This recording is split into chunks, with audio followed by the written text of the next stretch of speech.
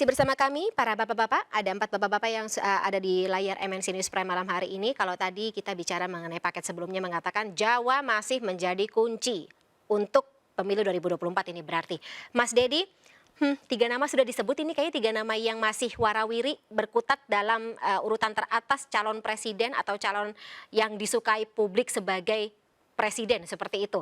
Kira-kira PDIP apakah sudah mendekat nih, sudah semakin dekat gitu menentukan siapa yang akan dimajukan? Kita masih konsisten, Mbak ya, konsisten dengan keputusan Ketua Umum bahwa kita baru bicara calon presiden itu sesuai dengan tahapan-tahapan pemilu yang pertama. Yang kedua tentu sampai itu tidak berkontribusi negatif terhadap perkembangan pemulihan ekonomi maupun pemulihan pandemi COVID kita. Jadi kita masih menunggu ya. Pasti kita akan sesuai dengan tahapan itu. Dan saya kira yang ada sekarang kan belum calon presiden, tetapi orang-orang yang ingin mencalonkan diri atau ingin dicalonkan. Calon presiden nanti kan ditetapkan oleh KPU, Mbak. Jadi belum tentu juga semua yang muncul itu akan jadi calon presiden. Oh. Jadi itu dua hal yang berbeda kan. Jadi saya kira masih panjang gitu ya. Kita juga belum bisa memastikan siapa yang bakal maju karena pasti akan banyak perubahan dari dinamika politik. Apapun yang akan terjadi di depan kita belum tahu. Tetapi setidaknya publik sudah tahu, kita juga sudah tahu nama-nama yang berpotensi maju baik karena elektabilitas maupun oleh kecukupan modal untuk berpartisipasi dalam pilpres. Nah soal kemenangan pemilu di Pulau Jawa, saya kira bisa jadi ya dari sisi persentase jumlah pemilih ya, tapi itu kan Jawa memiliki ongkos yang mahal ya. Satu kursi itu bisa ratusan ribu, Mbak. Oh. Sementara untuk distribusi kursi dengan biaya lebih murah itu justru didapat di luar Jawa gitu. Jadi itu dua hal yang perlu diperhatikan juga bagi kita gitu. Jadi ada anggaran partai buat pemilu merata seperti itu ya, Mas Dedi, dikirim ke Pulau Jawa, kemudian juga luar Pulau Jawa, ada target khusus gitu? Kalau kita kan tentu strateginya pada di mana kita berpotensi mendapatkan atau kehilangan kursi. Saya kira kita akan berkonsentrasi di sana gitu ya. Jadi tidak mungkin sama rasa itu nggak mungkin, Mbak. Oke, Jadi baik. kita akan melihat itu tentunya. Dan kita sudah prosesnya panjang, Mbak. Jadi bukan karena sudah ada nama lalu kita balap. Selama 2-3 tahun terakhir ini kita 2 tahun terakhir sudah melakukan berbagai macam pendidikan kader dari mulai tingkat madya sampai yang paling atas gitu ya. Baik. Itu sudah berlangsung terus dan kita bahkan proses pencalekan di partai sudah berjalan hampir 6 bulan. Baik, baik. Kita sudah melakukan psikotes, melakukan pemeriksaan kesehatan, sudah melakukan evaluasi dan segala macam. Jadi ini hanya hanya proses biasa di kita gitu. Oke, Bang Andre, supaya nggak ngantuk Bang Andre. Ini elektabilitas Partai Gerindra sendiri Bang Andre, mengingat bahwa calon peserta, kita sudah bukan bicara mengenai calon lagi, ini sudah peserta pemilunya 17 lebih banyak daripada tahun 2019. Kira-kira ada strategi khusus nggak dari Gerindra untuk menjaga konsistensi elektabilitas ya, kalau bisa meningkatkan gitu di pemilu 2024? Baik Fani, jadi Pak Prabowo dari awal sudah menginstruksikan kami seluruh pejuang politik Partai Gerindra untuk bekerja dengan rakyat, selalu hadir di tengah rakyat dan selalu untuk menjadi solusi bagi masyarakat. Dan saya kasih contoh saja Fani, kebetulan saya selain sebagai anggota Dewan Pembina Partai Gerindra, saya adalah Ketua DPD Gerindra Provinsi Sumatera Barat, di mana Partai Gerindra adalah pemenang pemilu di tahun 2019. Dan di situ kita tahu provinsi yang memberikan kemenangan telak kepada Pak Prabowo dan angka yang rendah dengan Pak Jokowi. Nah, tiba-tiba Partai Gerindra bergabung dalam pemerintahan Pak Jokowi. Nah, secara logika kan seharusnya sejak 2019 sampai sekarang harusnya Partai Gerindra menurun karena bergabung dengan pemerintahan Pak Jokowi. Tapi karena sesuai dengan instruksi Pak Prabowo kepada kami agar seluruh kader Gerindra hadir di tengah masyarakat, dirasakan manfaatnya oleh masyarakat dan Gerindra menjadi solusi bagi masyarakat Sumatera Barat, yang terjadi berbeda, Pak. Suara yang awalnya di 2019 itu hanya 20%, sekarang dalam berbagai survei yang ada, survei kami sudah 34%. Kenapa? Karena kader-kader Gerindra, anggota DPR RI, DPRD Provinsi, DPRD Kota Kabupaten yang ada di Sumatera Barat, betul-betul hadir di tengah masyarakat.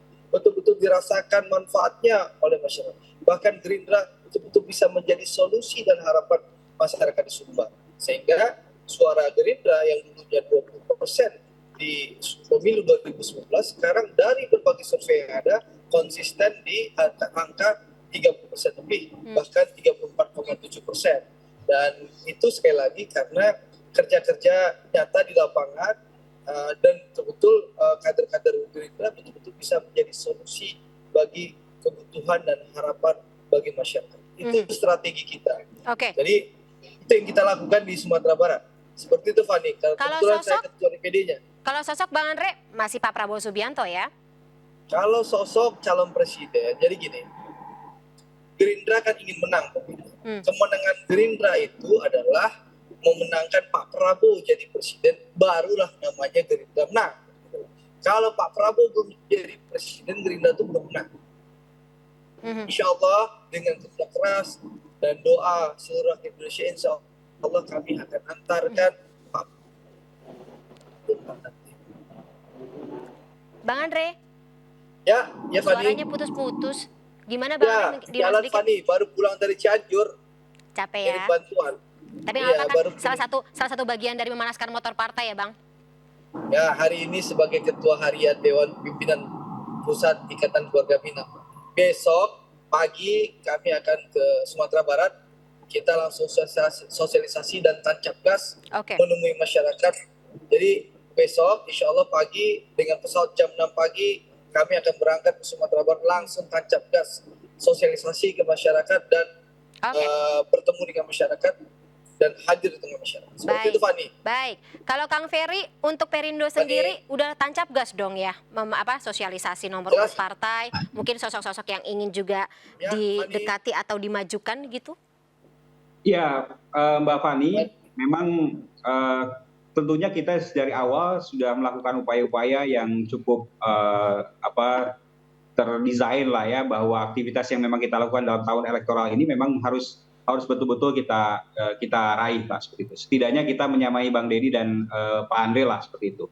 Jadi ini yang kita harapkan, dan dengan berbagai aspek yang kita lakukan, seperti misalnya tentunya karena kita adalah partai yang inklusif, kita akan banyak menghadirkan tokoh-tokoh yang memang potensial, punya elektabilitas yang cukup tinggi untuk hadir di tengah-tengah masyarakat di dalam aktivitas proses elektoral ini. Yang kedua tentunya dalam konteks bagaimana membangun dan mendesain kelembagaan kita yang sudah ada, dengan adanya verifikasi kemarin kan ini membuktikan bahwa kita cukup capable, kita cukup tangguh dalam aktivitas proses kelembagaan yang ada. Nah yang ketiga adalah tentunya dalam aktivitas yang harus kita lakukan, baik itu melalui media ataupun melalui bacaleg-bacaleg yang potensial ini, yang kita akan terus upayakan sehingga mereka betul-betul hadir di tengah-tengah masyarakat. Nah ini yang akan terus kita coba upayakan seoptimal mungkin. Jadi selepas kita ditetapkan sebagai partai politik peserta pemilu, selepas kita mendapat nomor urut 16, tentunya kita gaspol ya Mbak Fani, untuk kita melakukan berbagai aktivitas untuk meraih elektabilitas. Tentunya target kami, Ketua Umum kami sudah memberikan arahan bahwa kami harus mencapai double digit. Maka ini yang memang jadi poin ya, Kang Ferry, yang harus kita coba kuatkan. Target yang cukup tinggi ya. Nah, Bang Rey, kalau dari kacamata Anda, posisi starting point dari partai non-parlemen yang punya nomor urut lama dengan seperti 2019 dengan partai yang memiliki nomor urut baru atau juga partai non-parlemen, ini sama nggak? Siapa yang perlu tancap gas lebih kencang atau lebih dulu seperti itu? Iya, jelas tidak sama. Apalagi khususnya partai-partai yang benar-benar baru. Kalau seperti Perindo kan setengah baru ya, karena sudah ikut pemilu pada pemilu sebelumnya. Nah, yang benar-benar baru ini jelas berbeda dengan partai-partai yang sudah eksis terlebih dahulu. Jadi ada 3 graduasi lah. Yang partai-partai parlemen yang setiap aktivitas mereka dengan sendirinya terkabarkan kepada publik. Ya. Apa yang dilakukan PDI, apa yang dilakukan Gerindra, dilakukan PAN, Golkar, dan seterusnya itu semuanya terkabarkan dengan sendirinya kepada publik karena diliput oleh media massa setiap waktu. Partai-partai seperti Perindo setengah terliput seperti setengah tidak ya. Kalau mereka melakukan sesuatu aktivitas politik mungkin daya liputan mereka masih lumayan lah di media massa gitu. Tapi jelas partai-partai baru ini harus memulai dari pengertian yang benar-benar nol gitu. Nah, oleh karena itu dengan sendirinya tingkat apa namanya itu ya kerjanya ya jelas-jelas berbeda. Kalau partai tiga setidaknya tiga yang baru ini yang benar-benar baru mungkin 3 kali lebih keras kerjanya dibanding dengan partai seperti Perindo, PBB, Hanura yang sudah lama gitu ya, mungkin 2 kali lipat. Sementara yang perlu 1 kali lipat itu adalah partai-partai yang sudah eksis di DPR dengan sendirinya gitu. Karena mereka seperti sekarang lah ya di survei yang menang ya yang dapat suara ya PPDI, Gerindra, Golkar itu dengan sendirinya udah melekat di tengah masyarakat gitu. Sementara partai-partai seperti Perindo masuk barisan tengah dan partai yang baru benar-benar yang masih di bawah mungkin 1%, 2% dan sebagainya masih sangat jauh gitu. Nah oleh karena itu apa namanya itu ya cara kerjanya memang harus berbeda, tidak bisa sama. Kalau perlu misalnya ya partai-partai baru ini ya apa namanya itu ya membuat berita lah sekali dalam setiap hari gitu. Cuma saya nggak terlalu yakin juga sekarang masyarakat kita itu terfokus kepada kampanye ruang gitu. Misalnya membuat spanduk sebanyak-banyaknya, ini sebanyak-banyaknya itu. Bukan gaya yang disukai ya? Bukan gaya yang disukai ya, Bang? Ya, untuk kelompok milenial mungkin itu tidak terlalu menarik ya. Jadi sekarang mungkin lebih banyak difokuskan kepada kampanye yang berhubungan dengan media sosial gitu. Saya kira salah satu kelebihan Perindo itu karena di luar bahwa mereka memang memiliki jaringan yang cukup kuat kepada masyarakat gitu ya, tetapi mereka juga cukup optimal menggunakan media sosial untuk memperkenalkan diri mereka kepada publik gitu. Misalnya seperti PSI juga melakukan hal yang sama ya. Nah oleh karena itu khususnya kepada 60% pemilih ini ya tentu itu sangat membutuhkan kerja-kerja media sosial. Nah yang ketiga jangan lupa isu yang digadang gitu. Nah sekarang kan kalau kita lihat 17 partai politik yang ada ini hampir seluruhnya itu berada di tengah gitu ya atau di deretan pemilih yang bernuansa tengah gitu. Kalau dari 9 atau berapa ya dari 8 partai politik baru atau setengah baru yang ikut kembali 2024 ini saya kira cuma PBB yang bisa kita masukkan di ruang sebelah kanan. Hampir keseluruhannya sekarang masuk di ruang tengah. Jadi persaingan di sektor tengah ini betul-betul sangat ketat dan rapat karena setidaknya ada berapa itu 14 partai politik berada di situ. Nah itu persaingannya begitu ketat gitu. Oleh karena itu saya berpikir ya mungkin dari tengah ini sedikit-sedikit akan masuk ke kanan gitu. Yang kanan ini tentu pada tingkat tertentu akan terus mengkooptasi lah ya para pemilik mereka untuk tidak pindah ke tengah itu gitu. Ini masukan dari Bang Rey. Mungkin sekaligus sebagai closing statement. Itu soal isu. Soal isu. Ini mungkin sekaligus sebagai closing statement strategi dari masing-masing parpol sendiri. Untuk Perindo ketika dikatakan sebagai papan tengah berarti ngegasnya lebih kencang daripada PDIP dan juga Gerindra. Kira-kira apa lagi yang bisa dijadikan strategi? Kang Ferry? Ya banyak Mbak. Jadi strategi kami baik itu terkait dengan aktivitas kita secara internal kita lakukan dan tentunya juga secara eksternal juga menjadi poin yang sangat penting. Kita mencoba membangun sebuah jejaring, sebuah militansi yang memang ada di kita untuk bagaimana meraih simpati masyarakat. Tadi saya sudah sampaikan bahwa selain kita menjaring tokoh-tokoh yang dia akan juga masuk sebagai bakal calon anggota legislatif yang ada, tentunya juga kita harus menguatkan infrastruktur kita. Kita harus menguatkan saksi-saksi kita kan seperti itu. Kita harus juga menguatkan bagaimana isu, gagasan, narasi besar yang memang menjadi poin yang sangat penting. Karena kita juga tidak ingin juga terjebak dengan urusan-urusan figuritas, tapi kita juga ingin menampilkan bahwa kita punya gagasan yang memang bisa diterima oleh masyarakat. Nah ini yang memang poin yang sangat penting dan sangat strategis ke depannya. 2024 ini menjadi tonggak, saya pikir tonggak sejarah dan kita harus betul-betul menciptakan sejarah itu dengan pengalaman 2019 kemarin. Ya tadi saya katakan mudah-mudahan atas izin Tuhan tentunya ya mudah-mudahan kita bisa mendekati lah partainya Bang Deddy, partainya Bang Andre gitu kan dalam proses elektoral yang memang ada di tahun 2024. Itu menjadi harapan kita. Nah ini kerja keras kita semua seluruh aktivitas partai? yang memang dilakukan oleh teman-teman di Perindo dari pusat sampai dengan tingkat lapangan seperti itu. Nah, kalau partai-partai lama, ya tadi kalau misalnya dikatakan oleh Bang Rey masih boleh bernafas seperti itu. Tapi apakah itu yang akan dilakukan? Untuk dari Gerindra dulu deh, Bang Andre gimana? Fani, terima kasih. Jadi tentu kita langsung tancap gas.